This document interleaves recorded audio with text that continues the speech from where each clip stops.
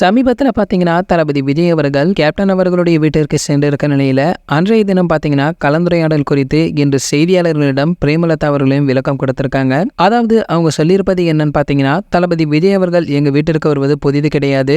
எங்கள் வீட்டு பக்கத்தில் தான் தளபதி அவர்கள் பல ஆண்டு காலமாக இருந்து வந்தனர். கேப்டன் அவர்களுக்கும் எஸ்ஏசி அவர்களுக்கும் உள்ள நட்பு என்பது இந்த உலகத்திற்கே நன்றாகவே தெரியும். மேலும் விஜய் சார் வீட்டுக்கு வருவது என்பது புதிது கிடையாது. பலமுறை எங்கள் வீட்டிற்கு வந்திருப்பதாகவும் இப்பொழுது அவர் அரசியல் கட்சி ஆரம்பித்த உடனே அதற்கு வந்ததால் நீங்கள் கேள்வி கேட்கிறீர்கள். மேலும் தளபதி எப்பொழுதுமே எங்கள் வீட்டுக்கு வருவது போலதான் அன்றைய தினமே வந்திருக்காரு.